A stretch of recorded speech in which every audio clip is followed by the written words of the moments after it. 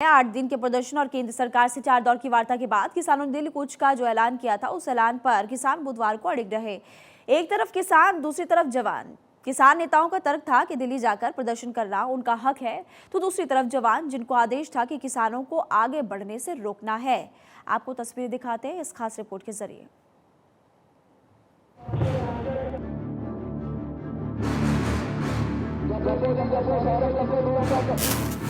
पंजाब के किसान अपनी मांगों को लेकर दिल्ली कूच की लगातार तैयारी कर रहे थे। सरकार की तरफ से 3 मंत्री अर्जुन मुंडा, नित्यानंद राय, पीयूष गोयल ने किसान नेताओं से 4 दौर की बातचीत भी की, लेकिन इसके बावजूद किसान अपनी मांगों को लेकर दिल्ली जाने पर अड़े रहे और इसका असर ये हुआ कि 21 फरवरी के दिन की शुरुआत ही जाम के जंजाल से हुई। दिल्ली के तमाम बॉर्डर्स पर पूरी तरह ट्रैफिक मूवमेंट स्लो दिखाई दिया। कहीं एम्बुलेंस फंसी तो कहीं ऑफिस जाने वाले लेट हुए। दिल्ली मेरठ गाजीपुर बॉर्डर पर ट्रैफिक ठहर ठहर कर आगे बढ़ रहा था, तो दिल्ली गुरुग्राम बॉर्डर पर ट्रैफिक बिल्कुल थमा ही नजर आया। न सिर्फ दिल्ली हरियाणा बॉर्डर बल्कि पंजाब हरियाणा के बॉर्डर्स पर भी स्थिति लगातार बिगड़ती चली गई। इस समय हम लोग मौजूद हैं गाजीपुर बॉर्डर पर और यहाँ पर सुरक्षा के कितने चाक चौबंद इंतजाम किए हुए हैं।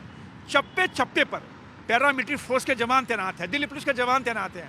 हालांकि किसानों के आंदोलन से आम वाहन चालकों को थोड़ी परेशानी जरूर उठानी पड़ी है। इस बार के आंदोलन का केंद्र शंभू बॉर्डर बना है। किसानों ने 11 बजे का वक्त दिल्ली कूच के लिए तय किया था और 11 बजे ही किसानों और जवानों का आमना सामना शुरू हो गया। आसमान में आंसू गैस के गोले का धुआं और ड्रोन दिखाई देने लगे तो नीचे मोर्चेबंदी और किसानों की तैयारी थी।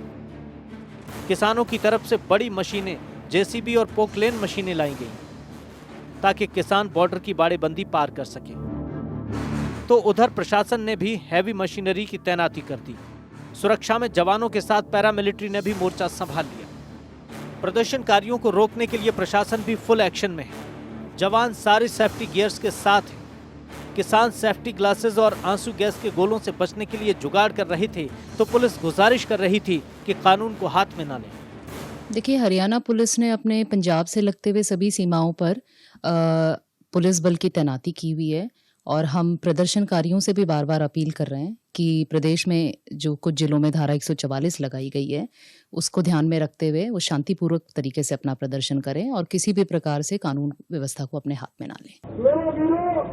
लड़ाई छोटी नहीं है, लड़ाई बहुत बड़ी है, लड़ाई चलेगी।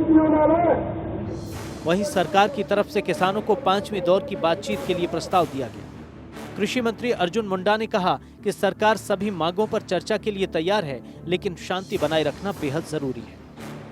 चौथे दौर तक की बातचीत होने के बाद किसान संगठनों के माध्यम से जो प्रतिक्रिया आई, हम उसे संज्ञान में लेते हुए पुनः 5वें दौर की बैठक और उस बैठक में ऐसे सभी मुद्दे, जिन मुद्दे पर हम मिलकर समाधान निकाल सकते हैं, वार्ता के लिए हम तैयार हैं। एमएसपी पर कानूनी गारंटी, किसान आंदोलन में दर्ज मुकदमे वापस लेने, किसानों को मनरेगा के तहत रोजगार देने समेत 12 मांगों को लेकर किसान अड़े हुए हैं। लेकिन किसानों के मुद्दों पर सियासत सुलग रही है। बीजेपी कांग्रेस में वार पलटवार का दौर जारी है। देखो भाई, उसके लिए तो हम लोग उनका साथ दे रहे हैं और हम खुल के बात कर रहे हैं कि गवर्नमेंट उनके जो डिमांड्स है, रीजनेबल डिमांड, उसको मानना चाहिए। और हम खुद भी हमारे इलेक्शन मैनिफेस्टो में भी ये कहने वाले हैं कि एमएसपी ये लीगल गारंटी करना चाहिए। सभी क्रॉप्स को नहीं कर सकते, लेकिन जो एसेंशियल कमोडिटीज है वो उसको हम कर सकते हैं। ये हमारा मुद्दा है। हम ऑलरेडी फर्स्ट इसमें हमने घोषणा की है। जो सड़कों को खोद सकते हैं, कुछ बड़ा कर सकते हो, यहाँ तक के हो सकता कि जो हमारी फोर्स है वो भी, उसको डर है कि फोर्स के ऊपर भी घायल हो सकती है। इसलिए इन लोगों से पहले से अलर्ट रहने की ज़रूरत है और अगर पहले से अलर्ट नहीं रहेंगे, इन पे नज़र नहीं रखने का काम करेंगे, तो धरना प्रदर्शन व्यक्तियों का होता है। धरना प्रदर्शन क्रेन और पोकलैंड और या बुलडोजर लेकर के नहीं होता है।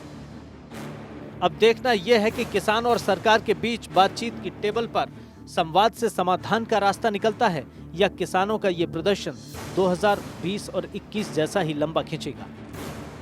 Bureau report, Bharat 24।